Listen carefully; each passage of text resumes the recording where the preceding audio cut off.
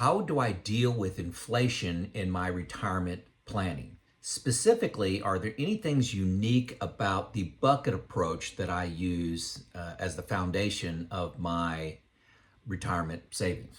Okay, so I love this question in particular because it came from a fellow YouTuber, Dion Talk on Financial Freedom. Check him out, Dion. He went the real estate path, and he got from a pretty difficult situation to financial freedom in 10 years. Okay, it's an inspiring story, shares all the details, very unique approach. Oh, I always learn something. My path took me 32 years. So if you're looking for the shortest path, much shorter than the path I took, check him out. I think he's entertaining. His show is very entertaining and educational. So inflation has really become mainstream and a topic of conversation since it's been approaching 10%. It's down, seems like in control now, but that's because of raising, the Fed raising its rates has lowered inflation, but it's always been there like a little termite eating away at your returns, chomping out 2.5%, 3% every single year. So it has been there all along, but it's been 10% is difficult when your inflation is that high. And many of us, you go to the grocery store and you buy eggs, it's more like 50%. But anyway, back to what I do with my retirement to combat inflation. So my philosophy, one, bonds, when they're paying 2 to 3% or even 4 to 5%, you can get 5% maybe now. Last I looked, you could, but it's been a few weeks. That you're lucky to keep up with inflation. Typically, your bond payout will go up with inflation. So, bonds typically lag a little bit, but some, not typically. That's not good. They typically beat inflation and give you a real positive return. Real return meaning net of inflation. So like if a bond's paying 4% and inflation's 3%, that's a 1% real return. But it doesn't always beat inflation. So you can lose buying power by holding bonds. So bonds are going to, they can return a few percent. Sometimes like here in 2024, it's quite a bit more than that because the direction of the Fed lowering rates, that makes existing bonds worth more. So I think my bonds have returned like 8% this year, so a pretty good return. But bonds are, they give you a decent return, but they don't beat inflation by a lot most years. They can even lose money. So I contend, that equities owned, if you're going to own them for like at least 10 years, and you could push that down to maybe 7, 8, 9, but at least 10 years, they have a great track record for getting pretty stable results. And that ends up meaning better net real returns. So by real returns, that's okay if the S&P 500 gets 10% and we have 4% inflation, that's a real return of 6. Okay? So, and bonds in that example, let's just say bonds are returning 4%, inflation is 4%, your real return is 0. And like I said earlier, bonds can be negative. We saw that big time in 2022, right? And then in, a lot of people, I don't hear people talking about this, but like in 2010, 11, 12, 13, where you're getting, depending on the quality of your bond, you may be getting 0.2, 0.3, 0.5% on a bond, and inflation's 2%, well, that's a negative return. So maybe that recency bias is warping my opinion, but I'm just not a big bond fan. I've got some bonds in my bucket one, but bonds, as far as combating inflation, that's not the horse I want to ride. Okay, hopefully that makes sense. So what do I do what do I do? What actions do I take to to combat bond performance or combat inflation? Sorry, inflation. I was looking down at this book I want to reference. So my bucket one, I have 0 to 10 years of income I need from my assets. So my investable assets, what income do I need?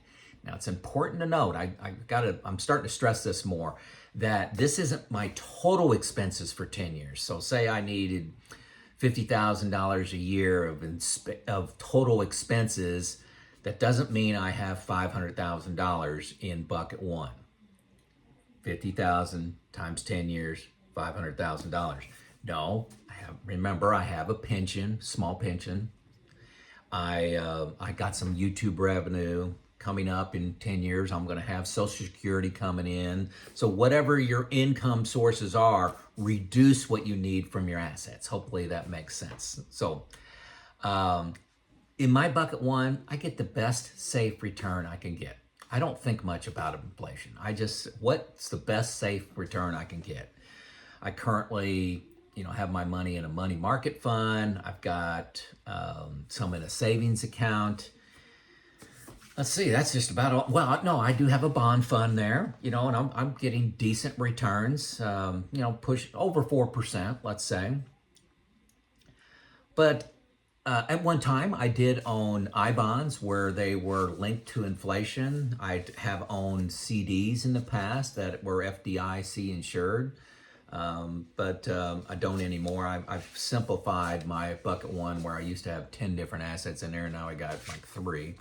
But I just try to get the best safe return that I can. And, by safe that, I know my money market fund's not 100% FDIC insured, but it's safe enough for where I want to be. So that's my bucket one. It really doesn't have an inflation goal for it. It's just get the best return I can safely. Safely is the key there.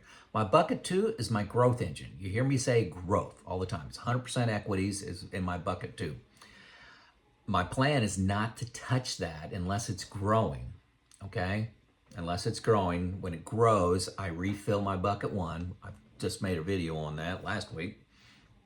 It's so this is my offense against inflation, okay? So historically, let's just say the S&P over a 10-year period will get, let's pick a number, 9%. I'll pick a lower number, 9%, and inflation's 4%. Okay, so it beat inflation, and it grew by 5%. So historically, you look at over longer periods of time, equities have been a better winner against inflation than bonds have been. I want to look at this book. This was a free book I got from Ken Fisher, Fisher Investments. You call them and talk to them, they'll mail this to you. It's called Debunkery. Bunk number 1. It's the very first one that Ken Fisher chose to highlight is really over the long haul, stocks are safer than bonds. His argument is that, the termites of inflation are going to be eating away at your bonds. And if you need your investments to grow, bonds aren't really that safe because they're not growing that much and could actually lose money to inflation, so your real return's negative.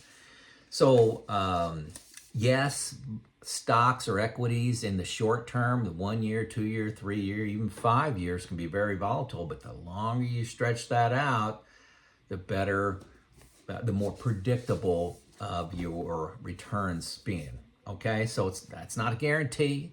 History is not a guarantee, but stocks are the asset that I'm banking on to combat my inflation. Hopefully that makes sense. Check out Debunkery. This guy's a lot smarter than me. I love this book. I think it may be like $14, $15 on Amazon, and I don't get anything for plugging it, but it's got, 100 or so bunks in here of which are, myths of Wall Street that the data just doesn't support. And number one, very first one, is about bonds and inflation. So I don't use bonds as my inflation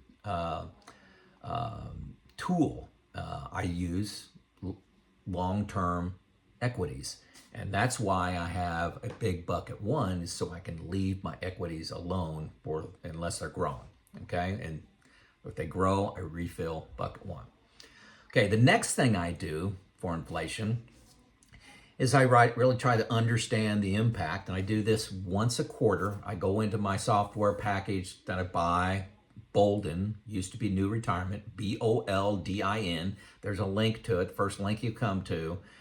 I put in an optimistic, average, and pessimistic number for inflation, and you can toggle between these, and it changes all your graphs and all your charts when you do that. So I currently use as an optimistic inflation 3%.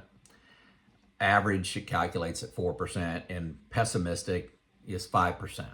You can put in whatever you want. Sometimes I'll put in 6 and 7 just to make it really fail. But I use 3, 4, 5.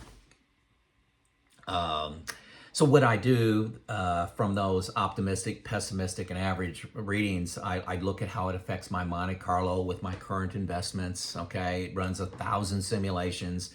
And then it gives you a Monte Carlo score of 94, 95, 88, whatever. And what I really look at, and this is automatically charted for you in BOLDIN, is the 10% worst years. So what were the 100 worst simulations, the worst outcomes of that Monte Carlo? And I take a look at that and see if I can live with that number. Does that concern me too much? I go into BOLDIN and I make my plan fail. It's easy to make your plan successful. You just change your, lower your inflation, raise your rate of returns, lower your expenses, voila, you got a plan that solves. Making it fail is what I like to do. So I do that with inflation every quarter. I just raise it up to like 5.5%, see my Monte Carlo may go down to 72. I don't like that. So how can I bump that 72 up to something I can live with, like 85? I may change my spend. How many hundreds of dollars, maybe it's $350 I need to change my spending to get up to 85. And I say, wow, okay, inflation goes up that high, I got to cut out $350. Okay, I can do that. I may change my Social Security timing. I may have to say, hey, I have to change my allocation of stocks. Maybe I have to raise that up a little bit, get a little better return.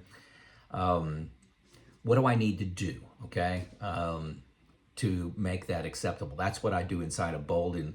That gives me the confidence to know that I understand the levers that I have control over in my retirement plan.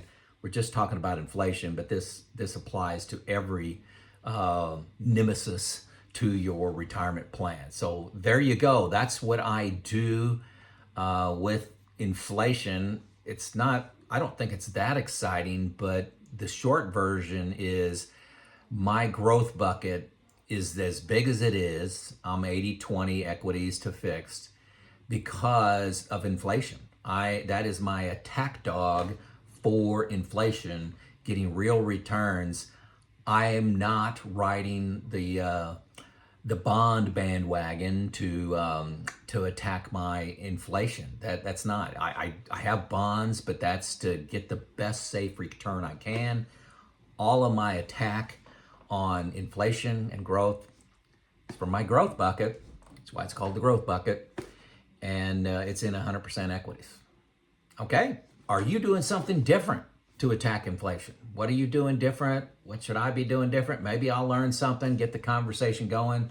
Let us know in the comments. If you're not reading the comments, you're missing out on a lot of gold. I spend a lot of time reading the comments, and it generates most of my videos, to be honest with you, because there's things I need to study, need to understand more, and I typically make a video from that.